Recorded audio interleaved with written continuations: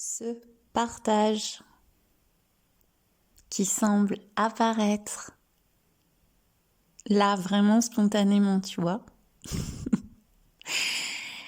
Et ben, c'est à propos du griot, de la griotte, de cet archétype-là. Ce qui est rigolo, c'est que par 2 fois, dans le passé théâtral de Vera, il y a eu 2 rôles de griotte. Et une fois, c'était une fée, en fait, elle s'appelait Cerise, mais elle était quand même un petit peu griotte sur les bords. Et pas que sur les bords, d'ailleurs, je crois. Dans le noyau aussi. Un noyau dur. Et aussi, une vraie griotte.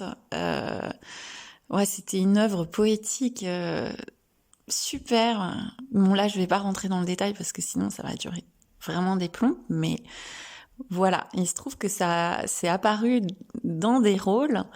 Et puis, bien sûr, c'est apparu comme une des fonctions apparentes. Oui, je remets du apparent parce qu'au cas où tu croirais que... hein, de Vera.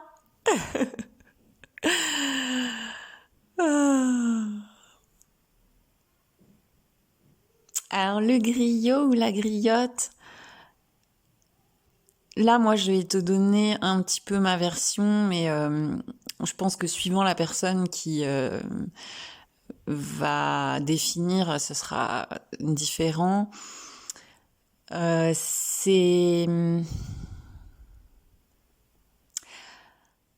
un poète ou une poétesse, ça peut être un musicien, une musicienne, chanteur, chanteuse, tu vois, un petit côté troubadour.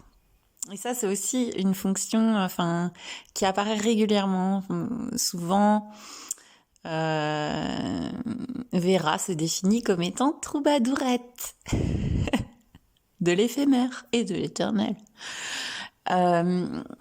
Et puis, il y a 2 amis dont j'aimerais te parler qui sont chacun à leur manière des griots et qui ont été des reflets dans l'enfance de Vera.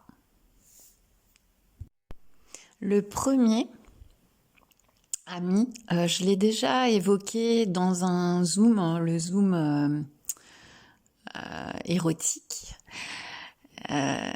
C'est mon ami Jeff.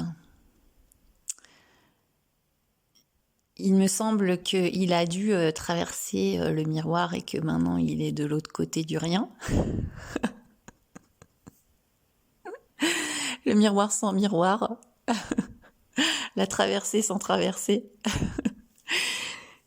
Et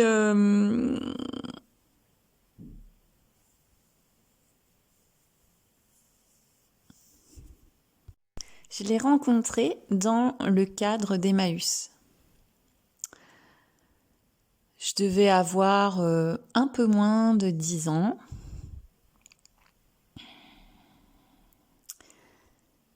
Et lui, il était ami de la communauté Emmaüs et il venait plus particulièrement dans l'accompagnement pour les livres. Parce que comme il était bouquiniste, il avait une connaissance des livres rares, des livres de collection. Donc il pouvait donner son avis par rapport à un prix. Mais il offrait pas que ça. Parce que quand il arrivait, moi je le range dans la famille des Obélix. Les Obélix, là il y a lui qui me vient en tête et j'ai un autre ami aussi qui s'est d'ailleurs marié en se déguisant en Obélix, alors qu'il avait dit à tout le monde de se déguiser, je trouve. C'est très drôle.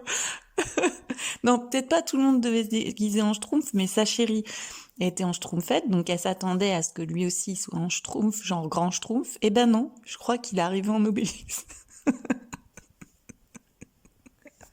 Là, elle a eu un choc. Donc les Obélix, ben, comme leur nom l'indique, déjà, ils ont une grande carrure. Ils sont grands. Tu vois, un petit côté GG. Par exemple, moi, je suis fan de Gérard Depardieu. Bah, GG, oui, les Obélix, c'était sûr à la base. Ils ont dit, ben, c'est lui, quoi. Et ben, euh, et ben, Jeff, c'était un Obélix. Aussi, en dehors de la carrure, c'est que sa voix était rocailleuse. On aurait dit qu'il y avait des cailloux dans sa bouche quand il parlait et quand il riait aussi. C'était rocailleux, caverneux, et moi j'adorais sa voix. Et son rire, on l'entendait de loin. Donc ça me rassurait, tu vois, quand j'arrivais à la communauté et que j'entendais son rire. Mais là, j'étais trop heureuse. Je me disais, waouh, il y a Jeff! Et quand il voyait que je pointais le bout de mon nez, bah lui aussi, il faisait waouh! Et on faisait tous les deux waouh! Et c'est ce waouh que j'ai envie de te transmettre à travers ce témoignage. C'est vraiment ça, quoi. C'est vraiment, en fait, tu vois, cette espèce de spontanéité, de légèreté, de liberté. Si tant est qu'on puisse parler de liberté à propos d'une apparente personne, puisque la liberté c'est ce que nous sommes en fait, mais la liberté s'expérimente souvent dans beaucoup de contractions, quoi. Et je dis pas que chez lui il y avait pas de contractions, mais apparentes, mais ce qui ressort le plus là, tu vois, dans ce récit-là, ben, c'est ce côté solaire, ce rayonnement inconditionnel, un peu comme le soleil, quoi. Et il adorait donc raconter des histoires. Il adorait les inventer. Donc, il commençait un truc et puis moi, je sentais que à la fois, il y avait une partie qui semblait entre guillemets vraie et en même temps, il y avait des fois, je sentais qu'il savait pas trop qu'est-ce qu'il allait dire, mais tout d'un coup, il se mettait à tisser quelque chose qui l'émerveillait lui-même et qui m'émerveillait aussi en écho. Et pour moi, c'était un griot plutôt intime. Et l'autre ami dont je vais te parler après, lui, c'est plutôt un griot du collectif, on pourrait dire. Mais en fait, compte, ça revient au même. Parce que l'intime est déjà cosmique, le cosmique est déjà intime. Et Jeff, il vivait vraiment dans l'instant. Il n'en parlait pas, mais il le vivait. Ce qui me revient aussi de son physique, c'est qu'il avait des tout petits yeux, très très brillants, et puis des énormes mains. J'adore les énormes mains.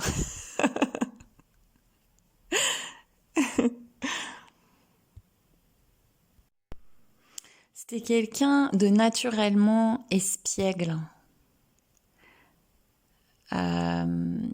Et vraiment, ce qui m'épatait, c'est que moi, j'étais enfant et j'avais la sensation en reflet de voir un grand enfant. Et c'est très rare. En tout cas, de tous les adultes que je connaissais, c'était le seul qui me reflétait ça. Et je t'ai déjà parlé dans un autre podcast d'une expérience que j'ai vécue avec Rosine Rochette, un séjour qui s'appelait Le Voyage du héros, et dans lequel elle nous avait demandé, à un moment donné, de nous connecter, par exemple, à des alliés. Donc, soit des gens qu'on avait connus ou ça pouvait être des personnages célèbres ou quoi. Et un des alliés qui est ressorti spontanément, ça a été Jeff. Et ça a été un moment très précieux de retrouvailles et inattendu. Donc, il m'avait accompagnée comme ça, vibratoirement pendant ce séjour. Et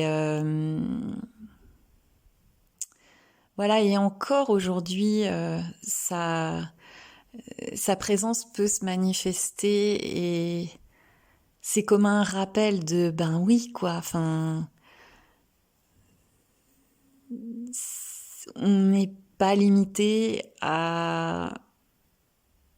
Enfin, je dis on avec les méga guillemets que t'imagines, mais à un costume, quel qu'il soit, ni d'enfant ni d'adulte. Mais bon, on va dire que celui quand même d'adulte, il est quand même un peu plus étriqué. Et ce qui était beau, c'est que tu vois, il avait énormément de connaissances, mais vraiment, quoi. Enfin, je veux dire, il avait lu des tonnes et des tonnes de livres, il avait des connaissances dans tous les domaines. Il s'intéressait à tout. Voilà, c'était quelqu'un c'était un amateur dans le sens noble du terme. Il aimait s'étonner, il aimait s'émerveiller. Mais ça n'était jamais pesant, sa façon de partager, en fait. C'était toujours ludique. Toujours frais, vivant.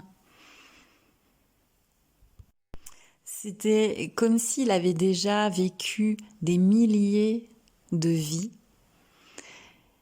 et que il avait comme une sagesse naturelle, un recul naturel sur cette comédie humaine, cosmique, divine.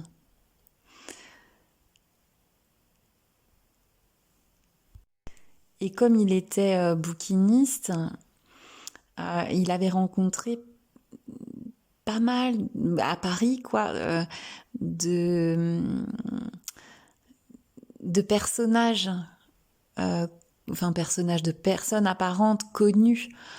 Moi, je me souviens, par exemple, que j'aimais beaucoup, enfin j'aime toujours beaucoup l'autrice Colette.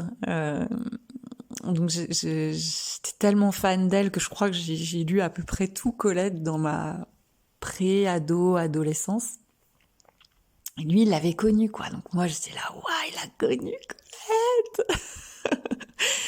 Et aussi, j'aimais beaucoup Cavana, qui a écrit Les Rital et les Rouskoff. Et il n'était pas encore décédé. Et un jour, comme Cavana passait régulièrement voir Jeff, et ben Jeff lui avait demandé un autographe pour moi, quoi. Et ça, c'était, mais ouah, the cadeau, quoi. Ouais. C'était comme si il rentrait dans aucune case. Il était vraiment incomparable. Euh, mais sans que ça soit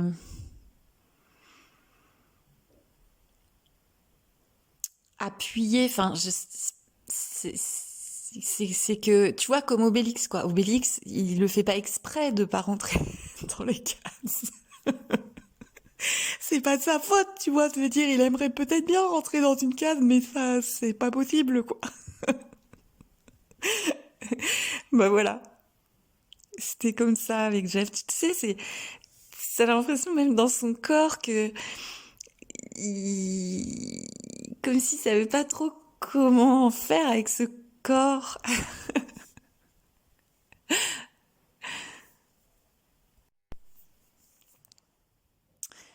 Et aussi, ce dont je me souviens, c'est que quand je le retrouvais, il ouvrait grand, mais vraiment grand ses bras, grand son cœur. Et que quand il me serrait dans ses bras,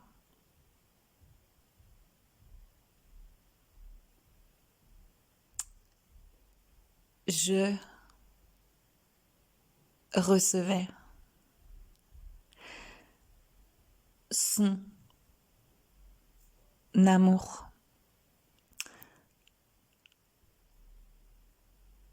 totalement. je me sentais vraiment en sécurité et je me sentais pas redevable. C'était vraiment gratuit. C'était peut-être une des personnes euh, en reflet les plus proches de l'amour inconditionnel, quoi. Ça n'attendait rien en retour. Et c'est vraiment très rare.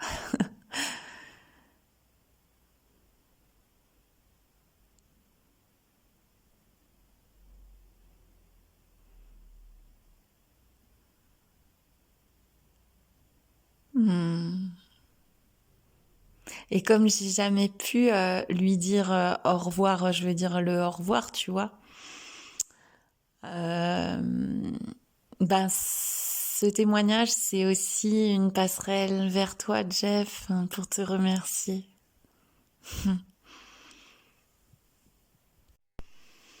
de toute ta fantaisie, de toute ta malice, de ton goût pour le vivant, pour l'humain.